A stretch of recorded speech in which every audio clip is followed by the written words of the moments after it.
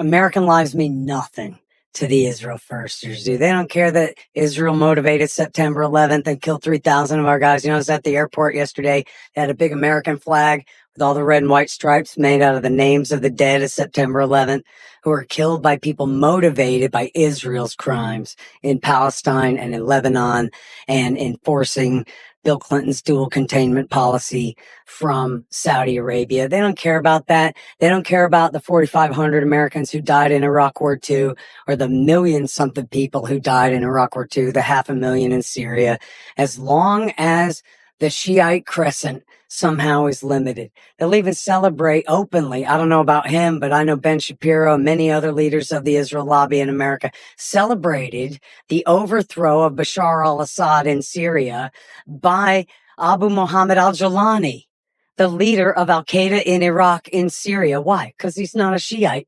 He's not an Alawite, friends with the Shiites and friends with Iran and friends with Hezbollah. And so that's good for Israel, even though it's the worst thing that you could possibly imagine for the people of the United States of America. Those sworn loyal to Osama bin Laden and Ayman al-Zawahiri ruling Damascus now.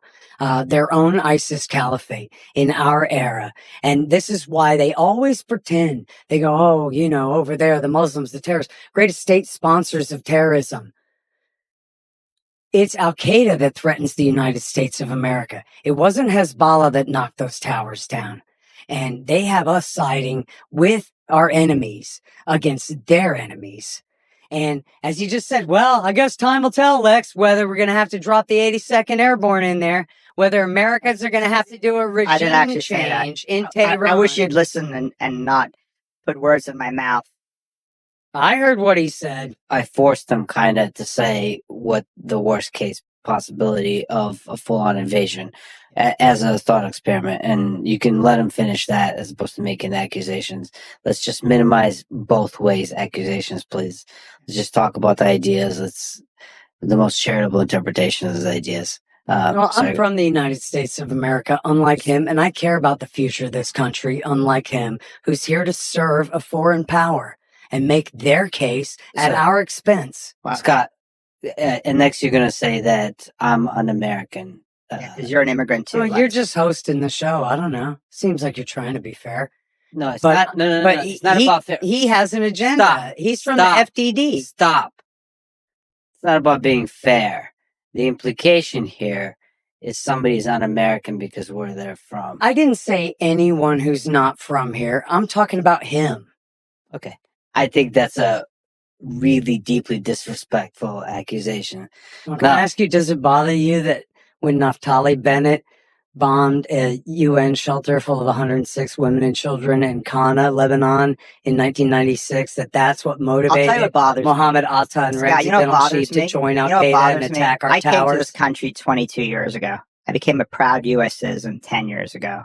I'm proud to be an American. And accusing me or Lex or any immigrants to this country of not being un-American is deeply offensive. So let me answer Lex's question. Lex, let's get back to your question, because I think it's an important question. Right? What are the chain of events that could lead 500,000 mechanized U.S. troops to have to invade Iran, which would be a disaster? And that's something we never want to see again. That's one of the lessons of Iraq. And I think Scott has done a good job over the years in demonstrating that we don't want to do that again. So is there such a scenario? I think one must never rule it out, because there is a scenario, for example, where the regime collapses, okay? And the regime collapses and there's chaos inside Iran. I'm not suggesting that'll happen. There are a whole bunch of scenarios maybe we should talk about with respect to the collapse of the regime. But you could see a scenario where the United States would have to go in there in order to try to secure military and nuclear and missile assets so that it doesn't end up in the hands of warring factional and ethnic groups that Scott referred to. Because again, as he's rightly pointed out, Iran is not Persia. Can't the IDF handle it? So can I just finish? Just who can handle it, who cannot handle it? I think that it's a potential scenario, which is why I don't think anybody should be advocating for a U.S. decapitation of the regime in Iran. I've long been on record as supporting the Iranian people. right? Providing support to the Iranian people to, at one point, take back their country and take back their flag. It's very much sort of Reagan strategy that Reagan ran in the Cold War of maximum pressure on the regime, maximum support for anti-Soviet dissidents, while, by the way, he was negotiating arms control agreements with the Soviet Union in order to try to reduce the number of nuclear-tipped ICBMs that both countries had pointed at each other. So I think the Reagan strategy of providing support to the people is a far better strategy for trying to get transition, leadership transition, government transition inside Iran. But I think the scenario of decapitation strikes, killing Khamenei, taking out the entire government could potentially lead to that scenario. And I think we have to be conscious of that. We have to guard against that. So I think that's important. I think Scott's right. I mean, if a scenario happened like that, yeah, I mean, I think the Israelis have demonstrated extraordinary capabilities, and they could go in there and they could secure loose nuclear materials that you would be worried could be fashioned for nuclear weapons. I mean, Scott doesn't seem to worry about these materials. I worry about these materials and capabilities in the hands of anybody, because they're all capabilities that just the physics of it, you can produce nuclear weapons. So best case scenario, negotiation, we fully dismantle their program in Oman. Worst case scenario, right, is having to return for continued military strikes that continue to escalate the situation. Worst situation is some kind of decapitation strike that collapses the regime and causes chaos. There are a whole bunch of other scenarios we can talk about that are embedded in that. But I think if you're a responsible person and a responsible analyst, and certainly if you're a responsible policymaker, you got to be planning for all of these scenarios and more. Scott, what do you think is the best case and the worst case here?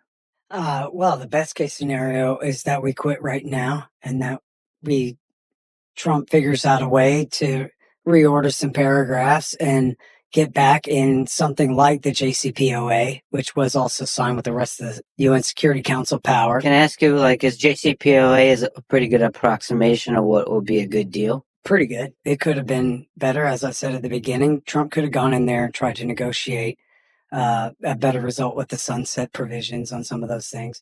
But the concept that America is just going to insist on zero enrichment, zero nuclear program whatsoever, when they have the unalienable right, quote unquote, in the Non-Proliferation Treaty to civilian nuclear material and a civilian program, it's a poison pill. It's meant to fail, just like it was a poison pill meant to destroy the talks here, good enough to start a war. Again, as I quoted from earlier, he said on TV last week, well, America has to take out Fordo now because now they're more likely to break out towards a nuke. I think that's exactly right.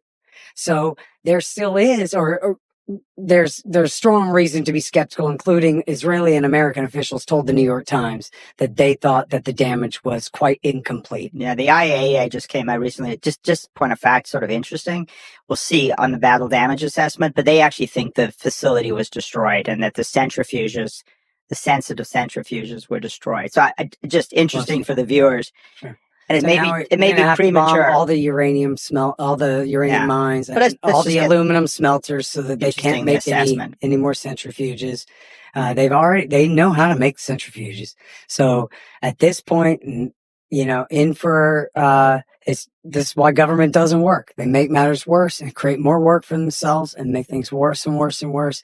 We can make the same criticism about Russia's invasion of Ukraine, making matters worse for themselves and causing them to have to escalate even further. Now America's in the situation where the danger that Iran will now break out to a nuke is so heightened that now we're talking about, well, maybe we'll have to do a full regime change. And I appreciate you, Mark, saying that we should not kill the Ayatollah, but Benjamin Netanyahu says we should.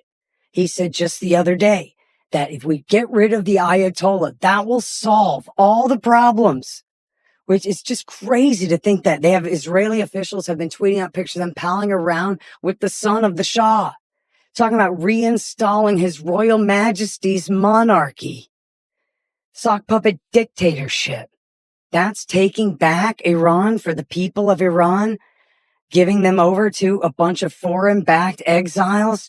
Was that what Trump meant when he gave that speech in Qatar saying we don't believe in neoconservatism and spreading democracy anymore? He's just setting up because we're going to try to reinstall a monarch? Can you go into the analysis of best case and worst case? You laid out the best case. So worst case would be the worst feet on case the is ground this. Did I hear that? What was the best case? I The missed best it. case is a deal. Yeah, that we quit Yeah, now. A deal. Okay. That basically you guys agree on the best Yeah, case. I mean, And we respect their right to a civilian nuclear program and try to negotiate, as I said, back into something like the JCPOA, which again had them exporting their entire agree on this, stockpile no. So of uranium out of the country. He wants no nuclear program whatsoever. no, that's not what I said. That's not what I said. Be careful what I said. Well, no I said- enrichment capability I said whatsoever. 23 Entire countries. dependence on other countries to supply their fuel needs. Can you teach me the difference when Yeah, you so just, let me said? just step back from this because we agree on some and we disagree on a major issue.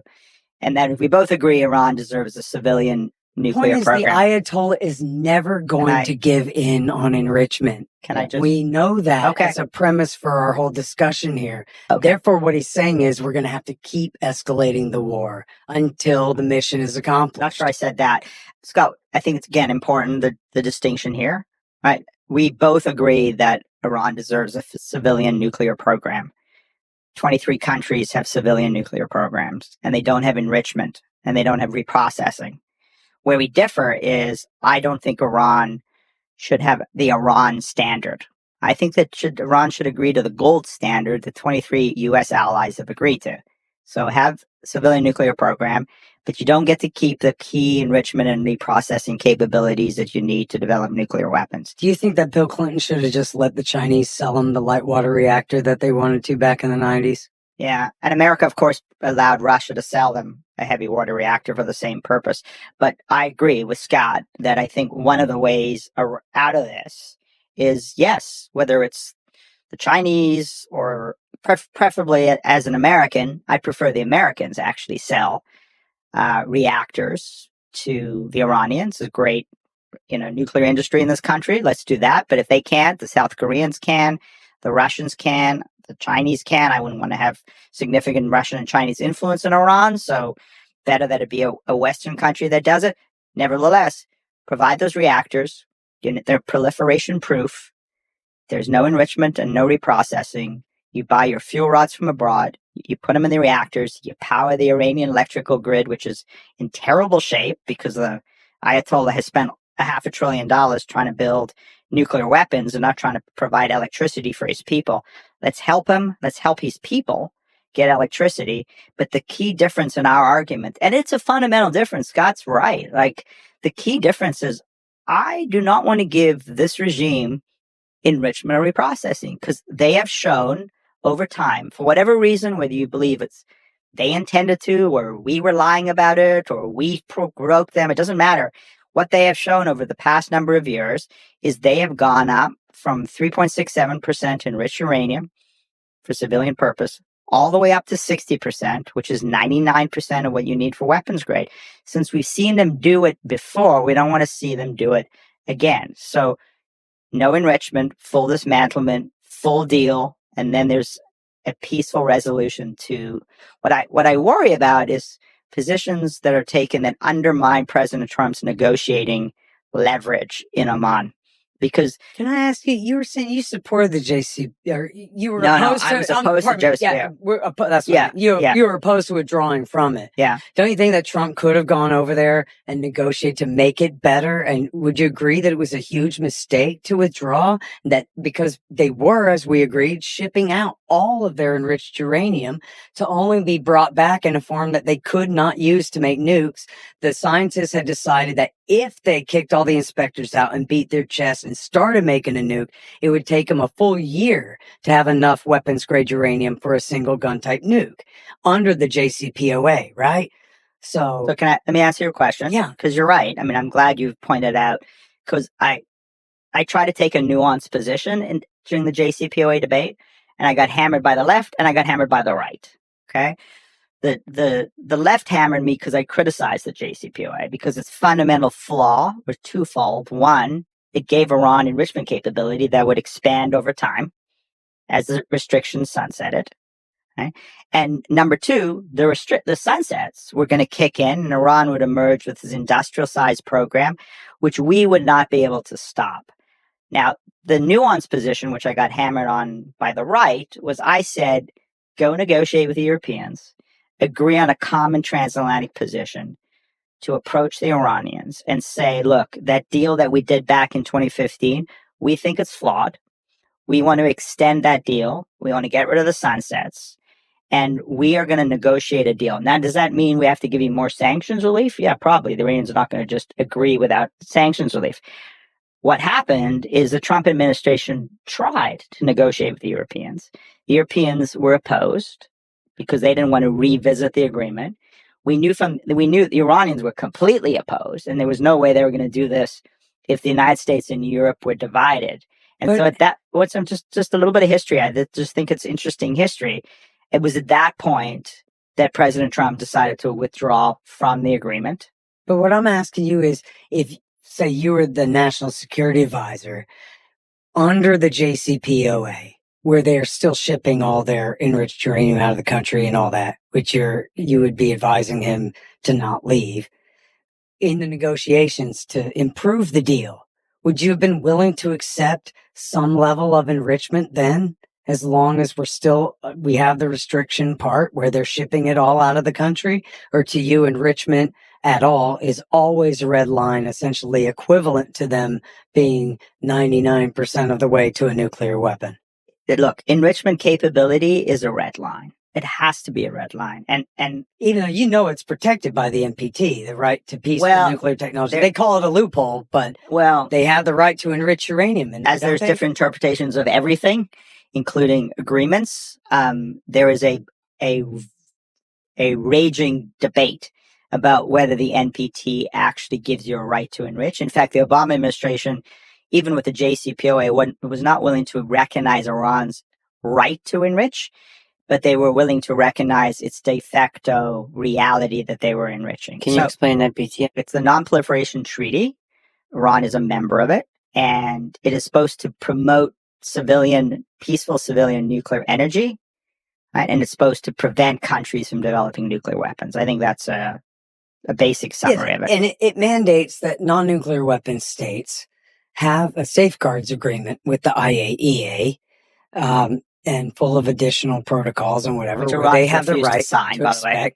Well, no, they had an additional protocol that they were abiding, not even enriching at all while they were negotiating with the E3. And then what the JCPOA really did was add a bunch of additional protocols and subsidiary arrangements and agreements. Refused to ratify the additional protocol. I just want to just be clear on the facts. I mean, it's really important. At which point in time did they refuse to ratify? Because they did ratify the JCPOA, which was full of additional protocols and subsidiary arrangements and agreements, they're called. There's an important additional protocol that Iran refused. Which one was that? The one where they promised not to enrich at all, which they actually did abide by while they were negotiating with the E3 in the W. Bush years, before they even started spinning centrifuges. The important point, you asked me what I would advise the National Security Advisor of the United States, or if I was the National Security Advisor of the United States, which I guess I can't because I'm a foreigner, but the fact of the matter is I think you could still be National Security Advisor. Zbigniew Brzezinski sure was. I think he was taking a shot back at the fact that you took a shot.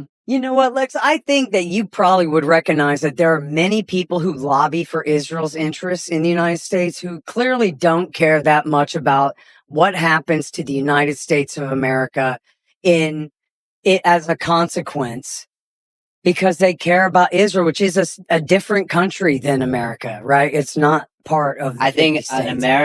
an American citizen cares primarily about America. That is a fundamental belief for me. To make an accusation that they don't requires a very large amount of proof for each individual. I don't care. Pretend that American and Israel's interests are the same requires a tremendous amount of cognitive dissonance by those who support Israel's interests. They say they're not all state the same. Sponsor of terror, as though Iran has anything to do with anti-American terrorists. I don't know who is the they that we're talking about, but I believe American citizens care about America first. They may discuss other nations and the interests in the Middle East or in Europe and those interests might align with their own worldview, whatever. But when it comes at the end of the day, if everybody starts a war with everybody else, they're America first. Like I'm America first. If there's a war that breaks out and we have to pick up guns, I'm fighting for America. I'll take them on a case by case basis. That's I know great, immigrants. actually, yeah. I know immigrants who are absolutely super patriots, who know American history and love and care about America more than their next door neighbors who are from here. Yeah. But that ain't universal. Okay. And Sure. Let's talk about case by case then. That's fine. Well, I think he's I think clearly accusing me. a worse war with Iran. He was entertaining the possibility of putting ground troops in there. Don't take Which would be personal shots. catastrophe Just don't for take this personal- country. Either of you've taken personal shots. Let's not do it. Yeah, you guys are just having Okay. fun, and I'm having fun. just Let's- on Let the me idea respond. Let me He respond. said that No, don't. there's a No, threat no, not from to the that missiles. issue. There's a threat let's go from back to the Iranian original missiles topic. to America's Yeah. bases in the Middle East. Yeah, because of Israel and because of this war. The first time Iran ever fired missiles at an American base over there was in response Never Iran's to fault. Trump bombing them. It's never We Iran's saw- fault. Is that what Yeah. everybody thinks? Never that, Hezbollah's that it was fault. Iran who Never started Iran's fault. this? Let's bring it back. Scott, What a joke. Hold on a second. Scott, it's a remarkable. I mean, Trump I bombed want to reiterate Fordo, this. and then Iran shot missiles at Qatar and Iraq. Scott, you're a patriotic American. God bless you. God bless the United States. Thank you for allowing me to come to this country and become an American. It's a great country. And as a patriotic American, I assume that the United States government and the United States intelligence community and the United States military, okay, has America's best interest at heart. However, we have learned from the history, and Scott's done a very good job of detailing this during the Iraq War, that the United States gets it wrong. Okay?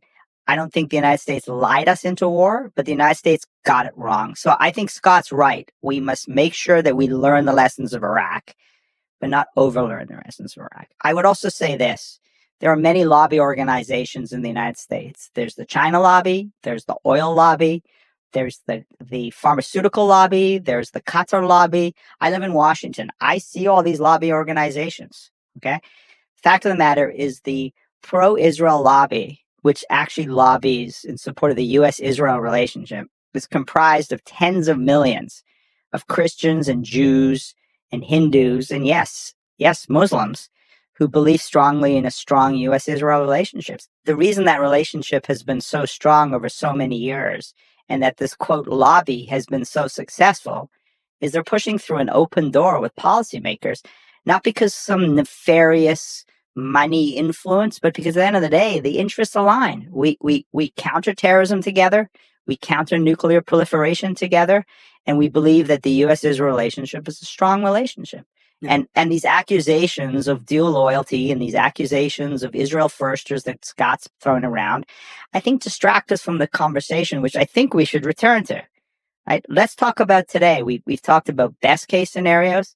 We talked about worst case scenarios, and we talked about really worst case scenarios. So I think let's talk about the way forward. And I'd be interested in hearing from Scott where he thinks we're going. And I'm certainly, I don't crystal ball these things. It's always difficult to predict. But I think President Trump has done a really good job.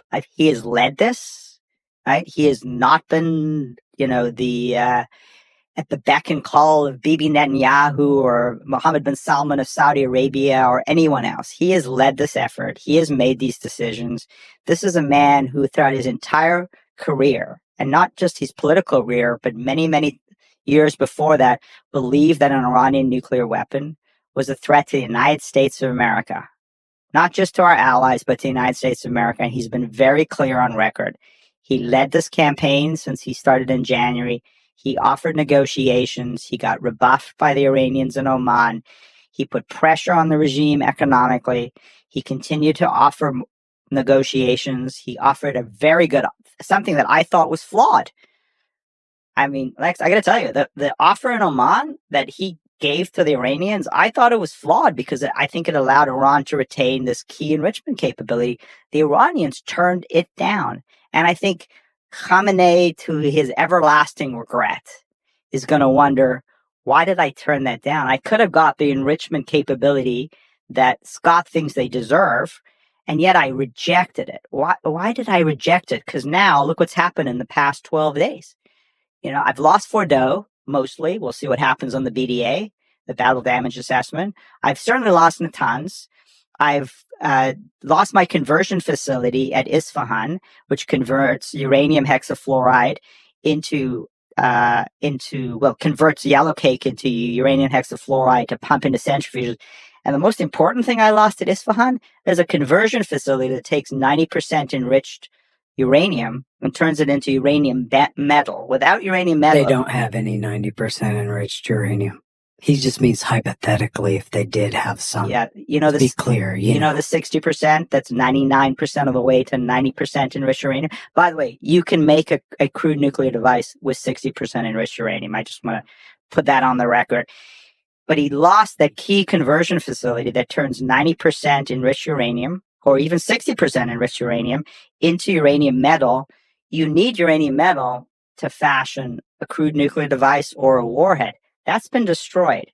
And when I was coming in this morning, I just checked. I thought it was interesting. Been a whole lot of discussion about the fact that about 12 or 16 trucks showed up at Fordo in the days before the U.S. strikes and moved something out of Fordo. Well, according to reports just this morning, we'll see if they're verified. I don't trust single sourcing. I don't trust what some reporter just says in their stories, because reporters got it wrong over and over again, especially all the ones who accuse President Trump of being a Russian agent. But we'll see what happens. We'll see if it's verified. But according to the reports, most of the material remained at Fordo because the Iranians were calculating this was the most heavily fortified facility. They were also calculating that President Trump was not going to strike it because what they had been doing was listening to lots of voices. And we can name the voices, or we can just talk to them about a collective who they thought were telling Trump, don't do it.